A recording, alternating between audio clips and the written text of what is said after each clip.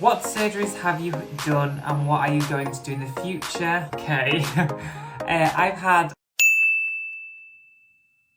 Hello everyone and welcome back to the channel. My name is Alexis and if you're new here, I am a transgender woman and I share my life stories and transition on social media. And I noticed in the comments of some of my other videos I was getting a few questions, so I did a little poll over on my YouTube community page and we got quite a few questions. I'm going to answer some today. Liam's going to join me in the video and answer some, my partner, and then if I don't get through many, we'll do another video because there's so many. If you do have any questions that I don't answer today, I will leave it linked below so you can go and ask them on there and I'll do another video next week as well. Let's just dive in. We're just going to go straight in with it, okay? The questions range from about my transition, our life, surgeries, all things like that. First question. Your videos bring me so much joy. You have been so open already. I'm curious about your favourite hobbies, colours, movies, books and heroes. Okay, straight out the gate. That's like loads of questions. Favourite hobbies? I don't have one. I'm really busy. I guess YouTube's my hobby. Yeah, YouTube and TikTok. Colours, red. Movies, Titanic, all-time favourite. Books, I don't read. I'm so sorry. I know I should. I just need to make more time. And heroes, the first one that came to my head was Lady Gaga. Next question. I will go into more detail. I thought that'd be a nice quick rapid fire one to start. Okay, so how do you decide what topic about your transition to film next? By the way, you give such great, truthful and honest information. Thank you. That's a very, very sweet question and comment. It depends. So with what I post and talk about, it's my opinions, it's my transition, it's just like what comes to me naturally, however I feel. Or if I notice someone messages me about something and I think maybe this will help other people, I talk about it. Very vague answer, I'm really sorry. I don't have a plan or structure, I just sort of do it as it comes, if that kind of makes sense. I know you guys are all wanting the surgery questions, so I have got a surgery question somewhere in here. I've saved a few. If you did it all over again, what is the one or more things you would do differently? Oh gosh, it's hard to say because I try and not look back and regret or wish I'd changed anything. Coming out to people, I forgot to come out to my brother and then he walked into my dad's house and I was sat there like this, so I wish I'd remembered to tell him. That was kind of bad. We don't see each other very often, not for any particular reason. He's my half brother, we're not super close and I just forgot. Some of the outfits I've worn have not been the best, I'm not gonna lie, but it all comes with learning. I don't think I'd change anything. I'm happy with where I am and I've still not done yet. Let's just put it that way. Next question. What was the hardest part about your transition and how has this affected you mentally and physically? You look lovely, by the way, thank you.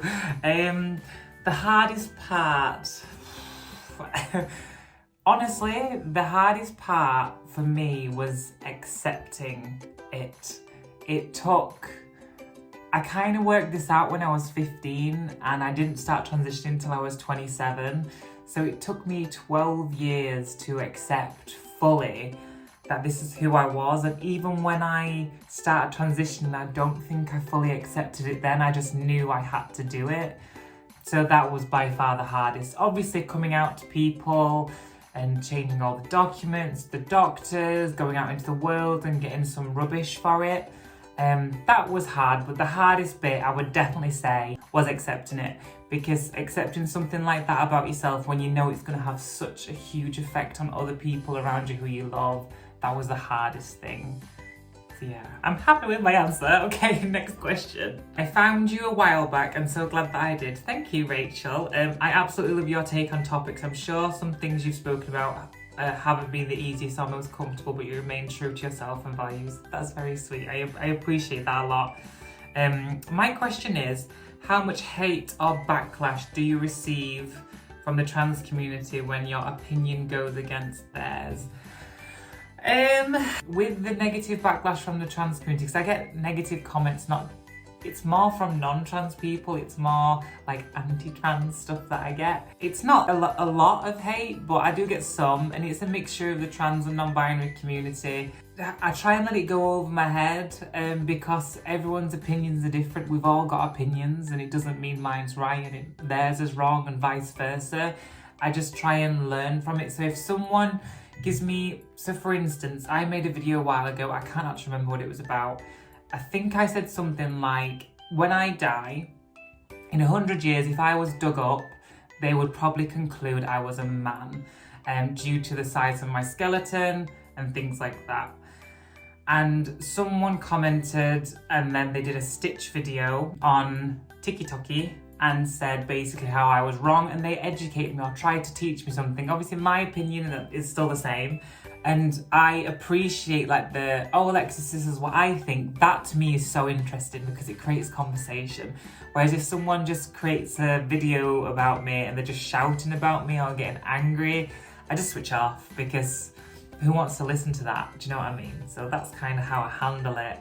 And you're gonna get hate no matter what, especially online. So it's kind of, take it with a pinch of salt. And it just goes over my head 99.9% of the time. So some of these next questions are for me and Liam. So I'm gonna go and get him and we can bring him in and answer them together. One sec. So we have Liam here now. Hello everyone. Also I'd say hello everyone, not like the cam. Hello. Okay, so we've got some questions that were directed at me and Liam or Liam, so you're going to answer them, is that okay? Yeah, I'll do my best. I've just pulled him away from installing the new plug sockets. Yeah, I'm busy. And I know this will be really quick. Okay. Really quick. Someone asked, I think you and Liam are just adorable together. How did you two meet? Right, okay. So we met on a dating app called Hinge. So yeah, so you choose some questions and you choose what the questions are, but then you choose how to answer them as well. And then anyone reading your profile can be like, oh, that's kind of a cool way to go on a first date, or that's my favourite drink too, or that's my favourite music or whatever. And you get a kind of a, yeah, you might like the look of the person, but you get more of an indication as to like who they are. So it's more personal. It's more personal, yeah. We both swiped right. But bearing in mind, I looked like this when Liam swiped right. So, yeah, so when we swiped right, this is what Alexis looked like. And obviously I don't look like that anymore. You sounded like you were doing an ad for it then, by the way. You'd make a good salesman. Join Hinge, the app made for deletion. That which is actually their tagline. Wait, no, we need to tell them about the whole... When you ghosted me. Well, I didn't ghost you. I messaged him and we think we messaged a couple of times. We were messaging for a bit. Like very chilled. And then he ghosted me for like 3 days. This was during lockdown, by the way. Yeah, so I'd been single a while. My friend was like, put yourself out there, go on a dating app. And I did, and it was my first date since, yeah. But yeah, we were talking, I didn't ghost her, so basically... No, I didn't. So we were talking for a while, but then, you know, I'm a busy guy. He got bored of me. So, I didn't get bored of you. Yes, you did. No, I didn't. Why, that's the truth. It's just when she gave me her Instagram handle, and I had a little nosy on her Instagram, I was like, oh, okay, I want a bit of this. I need this in my life. And that's when I started being like... And then we met. And then went on a date. Mm-hmm. Rest is history. Rest is history. Right, another question. And now we're locked down. And... Someone commented the other day, Liam, you need to pop a ring on it. I've got I cut my finger when I was doing my tiles.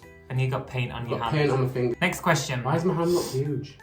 How long have you and Liam been together? You two are adorable and excited for your decision to start a family.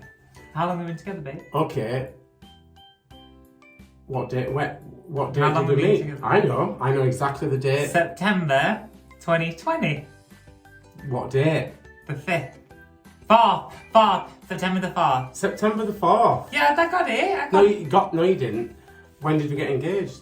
May the 27th, 9th. No. It's the teens. It's in the teens, isn't it? 24th, first. We got engaged May the 25th, 2021. I said 25th. Did we? No, you didn't. You said 27th. We'll rewatch it. I'm pretty sure 27th. You said 27th. Future me here. Just realised I didn't say the 25th. My mistake. Whoops. Last question. This is a bit of a deeper one. And then I'll let you go back to installing my plug sockets. Our plug sockets. Alright, I know. So someone asked, have you both had to reevaluate your sexualities since your transition? And if so, how strange is that? Do you consider yourself a straight woman? And does Liam now class himself as bi? Or does it not really matter? Kiss, kiss.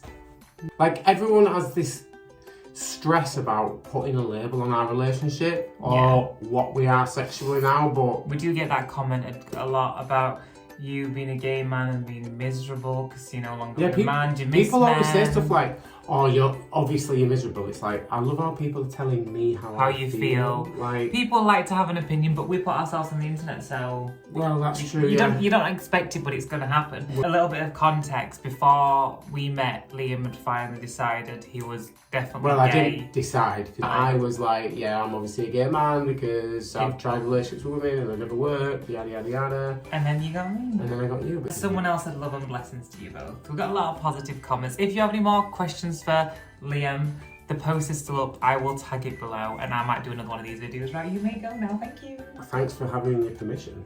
I'm taking my coat back with me. No, that's mine. That's my card. That's mine. Right, I'm going back to do plug stock. It's fine. Bye, baby. Bye. Okay, next question.